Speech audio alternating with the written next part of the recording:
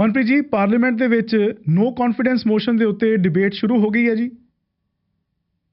ਬਿਲਕੁਲ ਵਾਸੂ ਜੀ, ਜਿਸ ਤਰ੍ਹਾਂ ਕੈਨੇਡਾ ਦੇ ਵਿੱਚ ਤਾਂ ਲੌਂਗ ਵੀਕਐਂਡ ਸੀ, ਲੋਕ ਛੁੱਟੀਆਂ ਬਿਤਾਉਣ ਦੇ ਮੂਡ ਦੇ ਵਿੱਚ ਸੀ, ਪਰ ਭਾਰਤ ਦੇ ਵਿੱਚ ਜਿਹੜੀਆਂ ਗਤੀਵਿਧੀਆਂ ਉਹ ਉਸੇ ਤਰ੍ਹਾਂ ਚੱਲਦੀਆਂ ਰਹੀਆਂ।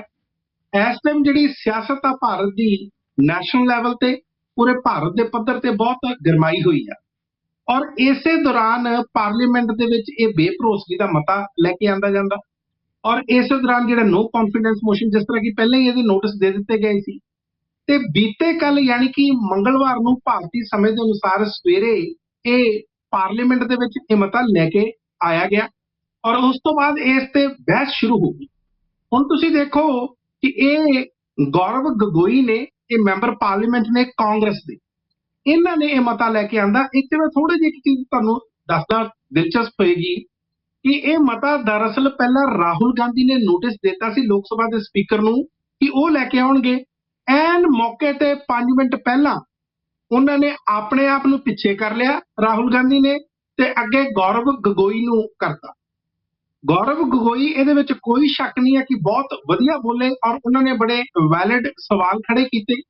ਦਰਅਸਲ ਰਾਹੁਲ ਗਾਂਧੀ ਜਾਂ ਕਾਂਗਰਸ ਦੀ ਜਾਂ ਇੰਡੀਆ ਦੀ ਜਿਹੜਾ ਇਹ ਨਵਾਂ ਅਲਾਇੰਸ ਆ, ਇਹਦੀ ਸਟ੍ਰੈਟਜੀ ਇਹ ਸੀ ਕਿ ਜਦੋਂ ਤੱਕ ਪ੍ਰਧਾਨ ਮੰਤਰੀ ਨਰਿੰਦਰ ਮੋਦੀ ਹਾਊਸ ਦੇ ਵਿੱਚ, ਸਦਨ ਦੇ ਵਿੱਚ ਖੁਦ ਮੌਜੂਦ ਨਹੀਂ ਹੁੰਦੇ, ਉਦੋਂ ਤੱਕ ਉਹਨਾਂ ਦੇ ਸਾਹਮਣੇ ਰਾਹੁਲ ਗਾਂਧੀ ਬੋਲਣਗੇ, ਉਹਨਾਂ ਤੇ ਗੈਰ ਹਾਜ਼ਰੀ ਦੇ ਵਿੱਚ ਨਹੀਂ ਬੋਲਣਗੇ, ਕਿਉਂਕਿ ਇਹਦਾ ਉਹਨਾਂ ਨੂੰ ਲੱਗਦਾ ਪ੍ਰਭਾਵ, ਇਹਦਾ ਜਿਹੜਾ ਇੰਪੈਕਟ ਆ ਉਹ ਨੈਸ਼ਨਲ ਪੋਲਿਟੀ ਤੇ ਜਾਂ ਨੈਸ਼ਨਲ ਪੋਲਿਟਿਕਸ ਦੇ ਵਿੱਚ ਵੱਧ ਪਏਗਾ। ਖੈਰ, ਗੌਰਵ ਗਗੋਈ ਨੇ 3 ਅਹਿਮ ਸਵਾਲ ਪੁੱਛੇ। ਪਹਿਲਾ ਸਵਾਲ ਉਹਨਾਂ ਨੇ ਪੁੱਛਿਆ ਕਿ 80 ਦਿਨ ਤੱਕ ਭਾਰਤ ਦੇ ਪ੍ਰਧਾਨ ਮੰਤਰੀ ਨਰਿੰਦਰ ਮੋਦੀ ਬੋਲੇ ਨਹੀਂ ਮਨੀਪੁਰ ਤੇ ਹਿੰਸਾ ਤੇ ਵੈਸੇ ਇਹ ਵੀ ਮੈਂ ਦੱਸਦਾ ਵਾਸੂ ਜੀ ਕਿ ਅੱਜ ਲਗਭਗ 100 ਦਿਨ ਹੋ ਗਿਆ। ਕੀ ਕਾਰਨ ਸੀ ਕਿ 80 ਦਿਨ ਤੱਕ ਨਹੀਂ ਬੋਲੇ? ਦੂਸਰਾ, ਕੀ ਕਾਰਨ ਸੀ ਕਿ ਤੁਸੀਂ ਅੱਜ ਤੱਕ ਉੱਥੋਂ ਦੇ ਮੁੱਖ ਮੰਤਰੀ ਨੂੰ ਕਿਸੇ ਵੀ ਤਰ੍ਹਾਂ ਜਾਂ ਉਹਨਾਂ ਦੇ ਖਿਲਾਫ ਕਾਰਵਾਈ ਨਹੀਂ ਕੀਤੀ ਜਾਂ ਉਹਨਾਂ ਨੂੰ ਬਰਖਾਸਤ ਨਹੀਂ ਕੀਤਾ? ਕੀ ਕਾਰਨ ਸੀ ਕਿ ਤੁਸੀਂ ਹਜੇ ਤੱਕ ਮਨੀਪੁਰ ਤੇ ਕਿਸੇ ਤਰ੍ਹਾਂ ਦਾ ਕੋਈ ਬਿਆਨ ਨਹੀਂ ਦਿੱਤਾ, ਟਿੱਪਣੀ ਨਹੀਂ ਕੀਤੀ ਪਾਰਲੀਮੈਂਟ ਦੇ ਵਿੱਚ ਆ ਕੇ? ਇਹ ਵੀ ਉਹਨਾਂ ਨੇ ਸਵਾਲ ਪੁੱਛੇ। 3 ਇਹ ਅਹਿਮ ਸਵਾਲ ਪੁੱਛੇ, ਔਰ ਲਗਾਤਾਰ ਉਹਨਾਂ ਨੇ ਇਹ ਕਿਹਾ ਕਿ ਤੁਸੀਂ ਜਦੋਂ ਵੀ ਭਾਰਤ ਨੂੰ ਲੋੜ ਹੁੰਦੀ ਹੈ ਕਿਸੇ ਅਹਿਮ ਮੁੱਦੇ ਤੇ, ਤੁਸੀਂ ਬਿਲਕੁਲ ਚੁੱਪ ਕਰ ਜਾਂਦੇ। ਚਾਹੇ ਉਹਨਾਂ ਨੇ ਪੁਰਾਣੇ ਮੁੱਦੇ ਗਿਣਾਏ, ਕੋਵਿਡ-19 ਵਾਇਰਸ ਦਾ, ਜਾਂ ਤਮਾਮ ਉਹ ਮੁੱਦੇ ਜਦੋਂ ਆਕਸੀਜਨ ਦੀ ਕਮੀ ਹੋ ਗਈ ਸੀ, ਜਾਂ ਇਸ ਤੋਂ ਇਲਾਵਾ ਗੌਤਮ ਅਡਾਨੀ ਦੀ ਗੱਲ ਹੋਈ ਸੀ, ਜਾਂ ਤੁਸੀਂ ਵਿਮਨ ਰੈਸਲਰਸ ਦੀ ਗੱਲ ਕਰ ਲਓ, ਇੱਥੋਂ ਤੱਕ ਕਿ ਜੇ ਕੋਈ ਇੰਡੀਪੈਂਡੈਂਟਲੀ ਅਦਾਰਾ ਕੰਮ ਕਰਨਾ ਚਾਹੁੰਦਾ, BBC ਡਾਕੂਮੈਂਟਰੀ ਦੀ ਗੱਲ ਆ, ਉਹਨੂੰ ਤੁਸੀਂ ਬੈਨ ਕਰ ਦਿੰਦੇ ਹੋ। ਆਪ ਤੁਸੀਂ ਪਾਰਲੀਮੈਂਟ ਦੇ ਵਿੱਚ ਆਉਂਦੇ ਨਹੀਂ। ਟੈਕਸ ਪੇਅਰਸ ਦਾ ਮਨੀ ਹੈ ਜਿਹੜਾ ਪੈਸਾ, ਉਹ ਇਹਨਾਂ ਸਾਰੇ ਲੀਡਰਸ ਨੂੰ, ਉਹਨਾਂ ਨੂੰ ਘਰ ਮਿਲਦੇ ਨੇ, ਆਲੀਸ਼ਾਨ ਬੰਗਲੇ ਮਿਲਦੇ ਨੇ, ਕਾਰਾਂ ਮਿਲਦੀਆਂ, ਸਿਕਿਉਰਿਟੀ ਮਿਲਦੀਆਂ, ਤੁਸੀਂ ਇਹ ਸਾਰੀਆਂ ਚੀਜ਼ਾਂ ਇੰਜੋਏ ਕਰਦੇ ਹੋ ਟੈਕਸ ਪੇਅਰਸ ਦੇ ਮਨੀ ਤੇ, ਪਰ ਜਦੋਂ ਪਾਰਲੀਮੈਂਟ ਦੇ ਵਿੱਚ ਤੁਹਾਡੀ ਜ਼ਿੰਮੇਵਾਰੀ ਹੁੰਦੀ ਆ, ਉੱਥੋਂ ਤੁਸੀਂ ਭੱਜ ਜਾਂਦੇ ਹੋ।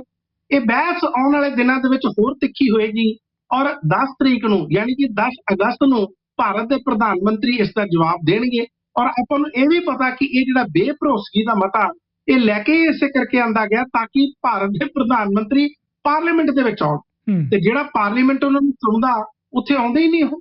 ਜੀ ਵਾਸੂ ਜੀ। ਤੇ ਮਨਪ੍ਰੀਤ ਜੀ, ਜਿਵੇਂ ਤੁਸੀਂ ਦੱਸਿਆ ਕਿ ਰਾਹੁਲ ਗਾਂਧੀ ਹੁਣ ਪਾਰਲੀਮੈਂਟ ਵਿੱਚ ਵਾਪਸ ਆ ਗਏ ਨੇ, ਉਹਨਾਂ ਨੂੰ ਆਪਣਾ ਜਿਹੜਾ ਸਰਕਾਰੀ ਬੰਗਲਾ ਵੀ ਵਾਪਸ ਮਿਲ ਗਿਆ ਜੀ। ਬਿਲਕੁਲ, ਤੁਸੀਂ ਦੇਖੋ, ਪਹਿਲਾਂ ਤਾਂ ਇਹਨਾਂ ਦੀ ਪਿਛਲੇ ਦਿਨਾਂ ਦੇ ਵਿੱਚ ਮੈਂਬਰਸ਼ਿਪ ਬਹਾਲ ਕੀਤੀ ਗਈ, ਔਰ ਲੋਕ ਸਭਾ ਦੇ ਸੈਕਟਰੀਏਟ ਤੇ ਬਹੁਤ ਦਬਾਅ ਸੀ, ਕਿਉਂਕਿ ਜਿਸ ਤੇਜ਼ੀ ਦੇ ਨਾਲ ਉਹਨਾਂ ਦੀ ਮੈਂਬਰਸ਼ਿਪ ਖਾਰਿਜ ਕੀਤੀ ਗਈ ਸੀ, ਸਾਰਾ ਜਿਹੜਾ ਵਿਰੋਧੀ ਧਿਰ ਸੀ ਉਹ ਚਾਹੁੰਦਾ ਸੀ ਕਿ ਉਸੇ ਤੇਜ਼ੀ ਦੇ ਨਾਲ ਉਹਨਾਂ ਦੀ ਮੈਂਬਰਸ਼ਿਪ ਬਹਾਲ ਕੀਤੀ ਜਾਵੇ। 2-3 ਦਿਨਾਂ ਦੀ ਦੇਰੀ ਹੋ ਗਈ ਹੈ ਵਾਸੂ ਜੀ, ਉਹ ਇਸ ਕਰਕੇ ਕਿ ਵਿੱਚ ਜੋ ਉਹਨਾਂ ਦਾ ਕਹਿਣਾ ਕਿ ਸੈਟਰਡੇ ਸੰਡੇ ਦੀ ਛੁੱਟੀ ਆ ਗਈ ਸੀ। ਚਲੋ, ਦੂਸਰੇ ਪਾਸੇ ਹੁਣ ਉਹਨਾਂ ਦਾ 12 ਤੁਗਲਕ ਲੇਨ, ਜਿਹੜੀ ਦਿੱਲੀ ਦੀ ਉਹ ਏਰੀਆ, ਉੱਥੋਂ ਦਾ ਬੰਗਲਾ, ਉਹਨਾਂ ਦਾ ਘਰ ਜਿਹੜਾ ਖਾਲੀ ਕਰਵਾ ਲਿਆ ਗਿਆ ਸੀ, ਉਹ ਵੀ ਉਹਨਾਂ ਨੂੰ ਵਾਪਸ ਦੇ ਦਿੱਤਾ ਗਿਆ। ਵਾਸੂ ਜੀ, ਇੱਕ ਚੀਜ਼ ਮੈਂ ਤੁਹਾਨੂੰ ਦੱਸਣਾ ਚਾਹੁੰਦਾ ਕਿ ਜਦੋਂ ਮੈਂਬਰਸ਼ਿਪ ਇਹਨਾਂ ਦੀ ਬਹਾਲ ਹੁੰਦੀ ਆ ਤੇ ਸੋਨੀਆ ਗਾਂਧੀ ਦੇ ਨਾਲ ਪਾਰਲੀਮੈਂਟ ਦੇ ਵਿੱਚ ਆਉਂਦੇ ਨੇ, ਤੇ ਇੱਕ ਵੱਖਰਾ ਨਜ਼ਾਰਾ ਸੀ। ਸੋਸ਼ਲ ਮੀਡੀਆ ਤੇ ਬਹੁਤ ਸਾਰੀਆਂ ਇਸ ਤਰ੍ਹਾਂ ਦੀਆਂ ਤੁਹਾਨੂੰ ਵੀਡੀਓਜ਼ ਮਿਲ ਜਾਣਗੀਆਂ ਜਿਸ ਤਰ੍ਹਾਂ ਭਰਪੂਰ ਸਵਾਗਤ ਹੋਇਆ। ਈਵਨ ਕਿ ਜਿਹੜਾ ਉੱਥੋਂ ਦਾ ਸਾਰਾ ਅਮਲਾ ਫੈਲਾ ਸੀ, ਸਟਾਫ ਸੀ, ਉਹ ਵੀ ਨਿਕਲ ਕੇ ਪਾਰਲੀਮੈਂਟ ਦੀ ਕੰਧਾਂ ਤੇ ਆਸੇ-ਪਾਸੇ ਖੜੇ ਹੋ ਗਏ ਤੇ ਇੱਕ ਤਰ੍ਹਾਂ ਸਵਾਗਤ ਕਰਨ ਲੱਗ ਗਏ। ਸੋ ਮੈਨੂੰ ਲੱਗਦਾ ਜਿਹੜੀ ਭਾਰਤ ਦੀ ਰਾਜਨੀਤੀ ਦੇ ਵਿੱਚ ਇਹ ਇੱਕ ਬੜਾ ਵੱਖਰਾ ਨਜ਼ਾਰਾ ਵੇਖਣ ਨੂੰ ਮਿਲਿਆ। ਜੀ ਵਾਸੂ ਜੀ। ਮਨਪ੍ਰੀਤ ਜੀ, ਤੁਸੀਂ ਬੀਤੇ ਦਿਨੀ ਖਬਰ ਸਾਂਝੀ ਕੀਤੀ ਸੀ ਕਿ DDPO ਹੈਗੇ ਨੇ ਕੁਲਦੀਪ ਸਿੰਘ, ਜਿਨ੍ਹਾਂ ਨੇ ਆਪਣੀ ਰਿਟਾਇਰਮੈਂਟ ਤੋਂ ਇੱਕ ਦਿਨ ਪਹਿਲਾਂ ਪੰਚਾਇਤ ਦੀ 100 ਏਕੜ ਜ਼ਮੀਨ ਟਰਾਂਸਫਰ ਕਰਤੀ ਸੀ ਪ੍ਰਾਈਵੇਟ ਅਦਾਰਿਆਂ ਨੂੰ।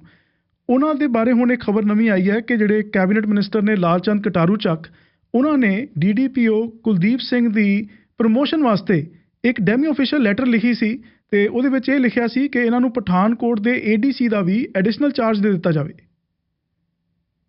ਬਿਲਕੁਲ ਤੁਹਾਡੀ ਗੱਲ ਠੀਕ ਹੈ ਵਾਸੂ ਜੀ। ਇਹ ਘਟਨਾਕ੍ਰਮ ਇੰਨੀ ਛੇਤੀ ਹੋਇਆ 4 ਦਿਨਾਂ ਦੇ ਵਿੱਚ।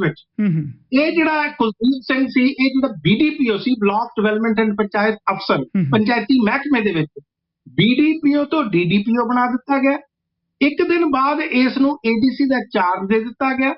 ਔਰ ਜਿਹੜਾ ADC ਦਾ ਚਾਰਜ ਸੀ, ਐਡੀਸ਼ਨਲ ਡਿਪਟੀ ਕਮਿਸ਼ਨਰ ਜਦੋਂ ਕਹਿੰਦੇ ਆ ਪਠਾਨਕੋਟ ਦਾ, ਉਹ ਲਾਲਚੰਦ ਕਟਾਰੂ ਚੱਕ ਨੇ ਇੱਕ ਡੈਮੀ ਆਫੀਸ਼ੀਅਲ ਲੈਟਰ ਜਿਹੜਾ ਤੁਸੀਂ ਵੀ ਜ਼ਿਕਰ ਕੀਤਾ, ਉਹ ਉਸ ਵਕਤ ਦੇ ਜਿਹੜੇ ਮੰਤਰੀ ਸੀ ਕੁਲਦੀਪ ਸਿੰਘ ਧਾਲੀਵਾਲ, ਉਹਨਾਂ ਨੂੰ ਲਿਖਿਆ ਸੀ।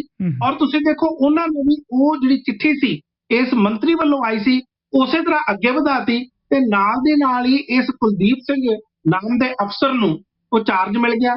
ਜਿੱਦਾਂ ਹੀ ਚਾਰਜ ਮਿਲਦਾ ਅਗਲੇ ਦਿਨ ਸੈਟਰਡੇ ਸੰਡੇ ਯਾਨੀ ਕਿ 2 ਛੁੱਟੀਆਂ ਆ ਜਾਂਦੀਆਂ। ਸੋਮਵਾਰ ਨੂੰ ਆਪਣੀ ਅਦਾਲਤ ਲਾ ਕੇ, ਕਿਉਂਕਿ ਇਹਨਾਂ ਕੋਲੇ ਕੁਆਸੀ ਜੁਡੀਸ਼ੀਅਲ ਪਾਵਰਸ ਹੁੰਦੀਆਂ ਨੇ ADC ਕੋਲੇ, ਇਹ 100 ਏਕੜ ਜ਼ਮੀਨ ਆ ਪ੍ਰਾਈਵੇਟ ਹੱਥਾਂ 'ਚ ਟ੍ਰਾਂਸਫਰ ਕਰਦਾ। ਔਰ ਤੁਸੀਂ ਬਿਲਕੁਲ ਦਰੁਸਤ ਫਰਮਾਇਆ ਵਾਸੂ ਜੀ ਕਿ 28 ਫਰਵਰੀ ਨੂੰ ਇਹ ਰਿਟਾਇਰ ਹੋ ਜਾਂਦਾ। ਹੁਣ ਜਿਹੜੀ ਨਵੀਂ ਗੱਲ ਆਈ ਆ, ਇੱਕ ਤਾਂ ਇਹ ਜਿਹੜੀ ਆਫੀਸ਼ੀਅਲ ਚਿੱਠੀ ਲਿਖੀ ਗਈ ਆ ਮੰਤਰੀ ਵੱਲੋਂ, ਸਿਫਾਰਿਸ਼ ਕੀਤੀ ਗਈ ਆ ਕਿ ਇਹਨੂੰ ਚਾਰਜ ਦਿੱਤਾ ਜਾਵੇ। ਦੂਸਰੀ ਗੱਲ ਜਿਹੜੀ ਸਾਹਮਣੇ ਆਈ ਆ ਕਿ ਇਹ ਜਿਹੜੀ 100 ਏਕੜ ਜ਼ਮੀਨ ਆ, ਇਹ ਕੋਈ ਖੇਤੀ ਵਾਲੀ ਜ਼ਮੀਨ ਨਹੀਂ ਆ ਸਾਰੀ। ਇਹਦੇ ਚੋਂ 45 ਏਕੜ ਜ਼ਮੀਨ ਉਹ ਆ ਜਿੱਥੇ ਕਿ ਰੇਤਾ ਬਜਰੀ ਦੀ ਖੁਦਾਈ ਹੁੰਦੀ ਆ, ਜਿੱਥੇ ਬਹੁਤ ਇੱਕ ਤਰ੍ਹਾਂ ਦੀ ਲਾਹੇਵੰਦ ਆ ਜਿਨ੍ਹਾਂ ਨੇ ਰੇਤਾ ਬਜਰੀ ਕੱਢਣੀ ਆ, ਕਿਉਂਕਿ ਇਹ ਜਿਹੜਾ ਰਾਵੀ ਦਰਿਆ ਉਹਦੇ ਬਿਲਕੁਲ ਕੰਢੇ ਤੇ ਆ। ਨਰੋਟ ਜੈਮਲ ਸਿੰਘ ਬਲਾਕ ਆ, ਉੱਥੋਂ ਦਾ ਗੋਲ ਪਿੰਡ ਦੀ ਪੰਚਾਇਤ ਆ, ਤੇ ਗੋਲ ਪਿੰਡ ਦੀ ਪੰਚਾਇਤ ਦੀ ਭੱਟੀਆਂ ਨਾਮ ਦੇ ਪਿੰਡ ਦੇ ਵਿੱਚ ਇਹ ਜ਼ਮੀਨ ਆ ਤੇ ਇਹਦੇ ਚੋਂ 45 ਏਕੜ ਦੇ ਵਿੱਚ ਖੁਦਾਈ ਹੋਣੀ ਹੈ। ਤੇ ਉਹਨਾਂ ਨੇ ਅਰਜ਼ੀ ਵੀ ਲਾਤੀ ਆ ਕਿ ਸਾਨੂੰ ਇੱਥੇ ਖੁਦਾਈ ਕਰਨ ਦੀ ਜਾਂ ਜਿਹੜੀ ਮਾਈਨਿੰਗ ਕਰਨ ਦੀ ਇਜਾਜ਼ਤ ਦਿੱਤੀ ਜਾਵੇ। ਸੋ ਇਹ ਜਿਹੜੀ ਸਾਰੀ ਖੇਡ ਆ ਉਹ ਇਸ ਤਰ੍ਹਾਂ ਦੀ ਆ। ਔਰ ਤੁਹਾਨੂੰ ਯਾਦ ਆ ਇਸ ਤੋਂ ਪਹਿਲਾਂ ਵੀ ਇੱਕ ਵਿਵਾਦ 'ਚ ਫਸੇ ਸੀ ਲਾਲਚੰਦ ਕਟਾਰੂ ਚੱਕ, ਕਿਤੇ ਏਦਾਂ ਲੱਗਦਾ ਕੁਇਟ ਪ੍ਰੋ ਕੋ ਇੱਕ ਅੰਗਰੇਜ਼ੀ ਦਾ ਸ਼ਬਦ ਆ ਕਿ ਕਿਤੇ ਇਹ ਤਾਂ ਨਹੀਂ ਕਿ ਤੁਸੀਂ ਮੈਨੂੰ ਇੱਥੋਂ ਬਚਾਓ ਤੇ ਮੈਂ ਤੁਹਾਨੂੰ ਇਹ ਦਊਂਗਾ। ਜੀ ਵਾਸੂ ਜੀ। ਮਨਪ੍ਰੀਤ ਜੀ, ਪੰਜਾਬ ਦੇ ਗਵਰਨਰ ਨੇ ਹੁਣ ਮੁੱਖ ਮੰਤਰੀ ਭਗਵੰਤ ਮਾਨ ਦੇ ਖਿਲਾਫ ਇੱਕ ਕ੍ਰਿਮੀਨਲ ਕੇਸ ਦਰਜ ਕਰਾਉਣ ਦੀ ਧਮਕੀ ਦਿੱਤੀ ਸੀ ਤੇ ਉਸ ਤੋਂ ਬਾਅਦ ਹੁਣ ਸੁਨੀਲ ਜਾਖੜ ਗਵਰਨਰ ਸਾਹਿਬ ਦੇ ਸਪੋਰਟ ਵਿੱਚ ਆ ਗਏ ਨੇ। ਬਿਲਕੁਲ, ਦੇਖੋ ਸੁਨੀਲ ਜਾਖੜ ਭਾਰਤੀ ਜਨਤਾ ਪਾਰਟੀ ਦੇ ਪੰਜਾਬ ਦੇ ਪ੍ਰਧਾਨ ਨੇ ਔਰ ਆਪਾਂ ਨੂੰ ਪਤਾ ਕਿ ਭਾਰਤੀ ਜਨਤਾ ਪਾਰਟੀ ਦੀ ਕੇਂਦਰ ਦੇ ਵਿੱਚ ਸਰਕਾਰ ਆ ਤੇ ਕੇਂਦਰ ਨੇ ਹੀ ਇਹਨਾਂ ਗਵਰਨਰ ਨੂੰ ਜਾਂ ਹੋਰ ਗਵਰਨਰਸ ਨੂੰ ਅਪਾਇੰਟ ਕੀਤਾ। ਉਹਨਾਂ ਨੇ ਇਹਨਾਂ ਨੂੰ ਇੱਥੇ ਇਹਨਾਂ ਦੀ ਨਾਮਜ਼ਦਗੀ ਕੀਤੀ ਆ। ਸੋ ਇਸ ਕਰਕੇ ਸੁਨੀਲ ਜਾਖੜ ਦਾ ਗਵਰਨਰ ਨੂੰ ਬਨਵਾਰੀ ਲਾਲ ਪੁਰੋਹਿਤ ਨੂੰ ਸਪੋਰਟ ਕਰਨਾ ਬੜਾ ਸੁਭਾਵਿਕ ਜਿਹਾ ਲੱਗਦਾ। ਪਰ ਦੂਸਰੇ ਪਾਸੇ ਤੁਸੀਂ ਦੇਖ ਲਓ ਪਿਛਲੇ ਦਿਨਾਂ ਦੇ ਵਿੱਚ ਪੰਜਾਬ ਦੇ ਗਵਰਨਰ ਬਨਵਾਰੀ ਲਾਲ ਪੁਰੋਹਿਤ ਨੇ ਪੰਜਾਬ ਦੇ ਮੁੱਖ ਮੰਤਰੀ ਨੂੰ ਇੱਕ ਤਰ੍ਹਾਂ ਦੀ ਧਮਕੀ ਕਹਿ ਲਓ, ਚੇਤਾਵਨੀ ਕਹਿ ਲਓ, ਵਾਰਨਿੰਗ ਕਹਿ ਲਓ, ਇਸ ਕਰਕੇ ਦਿੱਤੀ ਕਿ ਜੇ ਤੁਸੀਂ ਆਪਣੇ ਸ਼ਬਦਾਂ ਦੀ ਮਰਿਆਦਾ ਨੂੰ ਕੰਟਰੋਲ ਨਹੀਂ ਕੀਤਾ ਜਾਂ ਉਸ ਦੇ ਵਿੱਚ ਰਹਿ ਕੇ ਕਿਸ ਤਰ੍ਹਾਂ ਗੱਲ ਨਹੀਂ ਕੀਤੀ ਤਾਂ ਫਿਰ ਮੈਂ ਤੁਹਾਡੇ ਦੇ ਖਿਲਾਫ ਕ੍ਰਿਮੀਨਲ ਕੇਸ ਦਰਜ ਕਰਵਾ ਦੂੰਗਾ। ਇਹ ਬੜੇ ਪ੍ਰੋਮੀਨੈਂਟਲੀ ਇੱਕ ਅੰਗਰੇਜ਼ੀ ਦਾ ਅਖਬਾਰ ਹੈ ਹਿੰਦੁਸਤਾਨ ਟਾਈਮਜ਼, ਉਹਦੇ ਵਿੱਚ ਇਹ ਛਪੀ ਆ ਖਬਰ, ਉਹਦੇ ਵਿੱਚ ਇਹ ਇੰਟਰਵਿਊ ਆ। ਇਸ ਨੂੰ ਲੈ ਕੇ ਹੁਣ ਪੰਜਾਬ ਦੀ ਸਿਆਸਤ ਹੋਰ ਗਰਮ ਹੋ ਗਈ। ਥੋੜੀ ਜਿਹੀ ਮੈਂ ਇੱਥੇ ਗੱਲ ਜ਼ਰੂਰ ਦੱਸਦਾ ਕਿ ਇਹ ਨਹੀਂ ਹੈ ਕਿ ਬਨਵਾਰੀ ਲਾਲ ਪੁਰੋਹਿਤ ਪੰਜਾਬ ਦੇ ਜਦੋਂ ਗਵਰਨਰ ਬਣੇ ਆ ਇਸੇ ਕਰਕੇ ਹੁਣ ਤੋਂ ਵੀ ਇਸ ਤਰ੍ਹਾਂ ਕਰਨ ਲੱਗੇ ਨੇ। ਇਹਨਾਂ ਦਾ ਜਿਹੜਾ ਪਿਛਲਾ ਟੈਨਿਓਰ ਸੀ ਤਾਮਿਲਨਾਡੂ ਦੇ ਵਿੱਚ, ਉੱਥੇ ਗਵਰਨਰ ਰਹੇ ਨੇ 3 ਸਾਲ ਤੇ 346 ਦਿਨ, ਲਗਭਗ 4 ਸਾਲ ਕਹਿ ਲਓ।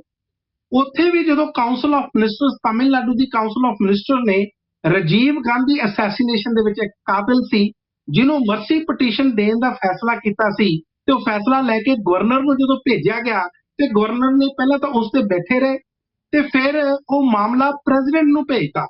ਤੇ ਜਦੋਂ ਵਾਸੂ ਜੀ ਕੇਸ ਸੁਪਰੀਮ ਕੋਰਟ ਦੇ ਵਿੱਚ ਗਿਆ ਤੇ ਸੁਪਰੀਮ ਕੋਰਟ ਨੇ ਬੜੀਆਂ ਝਾੜਾਂ ਪਾਈਆਂ ਕਿ ਤੁਹਾਡਾ ਤਾਂ ਅਧਿਕਾਰ ਹੀ ਨਹੀਂ ਹੈ, ਤੁਹਾਡੇ ਕੋਲੇ ਕਿਸੇ ਤਰ੍ਹਾਂ ਦਾ ਅਖਤਿਆਰ ਨਹੀਂ ਹੈ। ਜਦੋਂ ਕਾਉਂਸਲ ਆਫ ਮਿਨਿਸਟਰਸ ਨੇ ਫੈਸਲਾ ਲੈ ਲਿਆ, ਆਖਿਰਕਾਰ ਸੁਪਰੀਮ ਕੋਰਟ ਨੇ ਉਸ ਸ਼ਖਸ ਨੂੰ ਜਿਹਦਾ ਨਾਮ AG ਪਰਾਰੀ ਵੱਲਨ ਆ ਉਹਨੂੰ ਛੱਡਿਆ। ਇਸੇ ਤਰ੍ਹਾਂ ਤੁਸੀਂ ਦੇਖੋ ਬਜਟ ਸੈਸ਼ਨ ਦੇ ਵਿੱਚ ਵੀ ਇਹਨਾਂ ਨੇ ਕਹਿਤਾ ਸੀ ਮੈਂ ਤਾਂ ਲੀਗਲ ਸਲਾਹ ਲਊਂਗਾ, ਮੈਂ ਤਾਂ ਕਾਨੂੰਨੀ ਸਲਾਹ ਲਊਂਗਾ।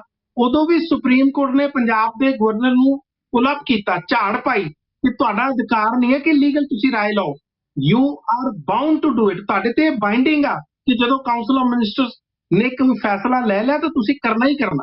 ਸੋ ਕਾਰਨ ਇਹ ਮੈਂ ਤਾਂ ਤੁਹਾਨੂੰ ਉਦਾਹਰਨਾਂ ਦਿੱਤੀਆਂ ਕਿ ਬਾਰ-ਬਾਰ ਕੋਰਟਸ ਦੇ ਵਿੱਚ ਜਾਂ ਕੋਰਟਸ ਦਾ ਰੁਖ ਕਰਨਾ ਪੈਂਦਾ, ਫੇਰ ਜਾ ਕੇ ਸਰਕਾਰਾਂ ਚੱਲਦੀਆਂ ਨੇ ਔਰ ਸਾਰੇ ਪਾਸੇ ਇਹ ਹਾਲ ਆ, ਚਾਹੇ ਉਹ ਕੇਰਲ ਆ, ਵੈਸਟ ਬੰਗਾਲ ਆ, ਤਮਿਲਨਾਡੂ ਆ, ਪੰਜਾਬ ਆ, ਦਿੱਲੀ ਆ, ਜਿੱਥੇ-ਜਿੱਥੇ ਵਿਰੋਧੀ ਸਰਕਾਰਾਂ ਨੇ ਉੱਥੇ ਤੁਹਾਨੂੰ ਪਤਾ ਹੀ ਹੈ ਵਾਸੂ ਜੀ ਕਿ ਕਿਸ ਤਰ੍ਹਾਂ ਇਹ ਗਵਰਨਰਸ ਮੁਸ਼ਕਲ ਜ਼ਿਆਦਾ ਪੈਦਾ ਕਰਦੇ ਨੇ ਬਲਕਿ ਉਸ ਸਰਕਾਰ ਨੂੰ ਫੈਸਿਲਿਟੇਟ ਕਰਨ ਦੇ। ਜੀ ਵਾਸੂ ਜੀ। ਤੇ ਮਨਪ੍ਰੀਤ ਜੀ, ਰਾਜ ਸਭਾ ਦੇ ਵਿੱਚ ਯੂਨੀਅਨ ਮਿਨਿਸਟਰ ਜਿਹੜੇ ਹੋਮ ਮਿਨਿਸਟਰ ਨੇ ਅਮਿਤ ਸ਼ਾਹ ਤੇ ਇਧਰੋਂ ਰਾਘਵ ਚੱਡਾ, ਦੋਨਾਂ ਦੇ ਵਿਚਕਾਰ ਬੜੀ ਗਰਮਾ ਗਰਮੀ ਹੋਈ।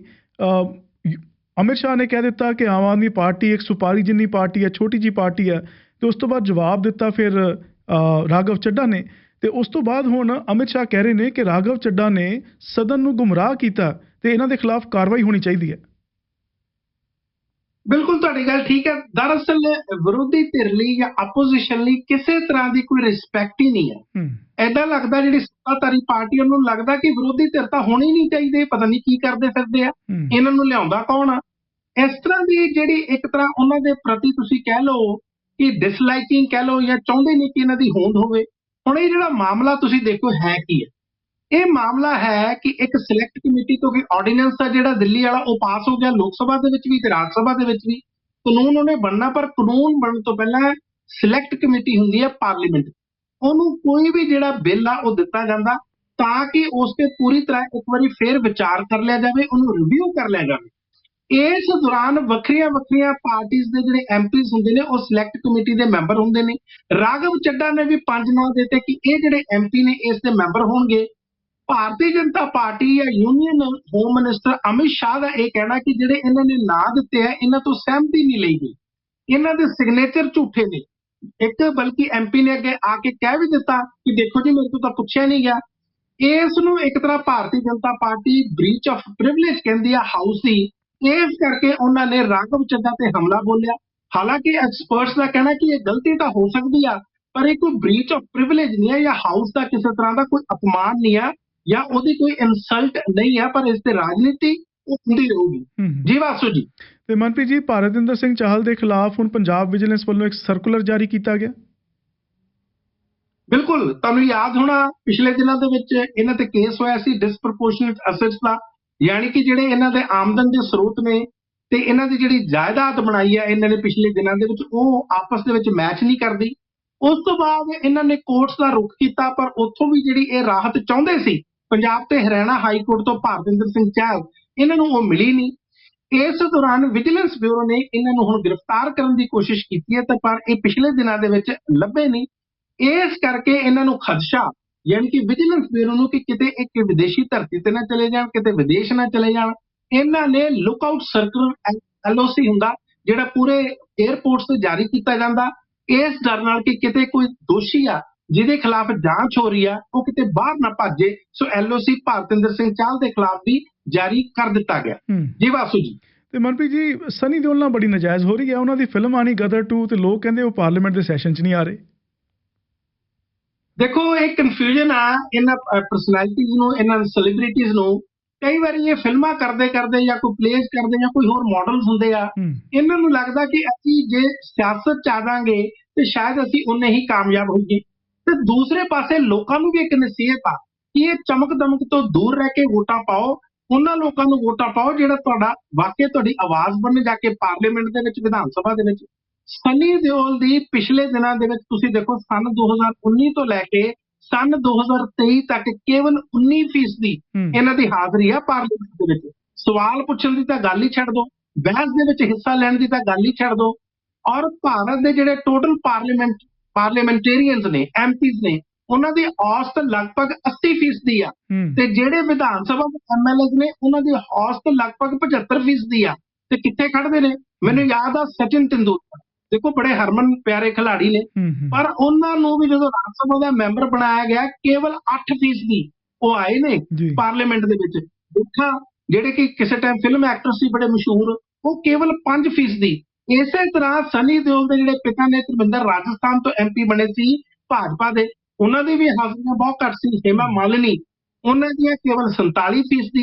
ਤੇ ਮੈਂ ਤੁਹਾਨੂੰ ਨਵਜੋਤ ਸਿੰਘ ਸਿੱਧੂ ਬਾਰੇ ਵੀ ਦੱਸ ਦਿੰਦਾ, ਕੇਵਲ 28%।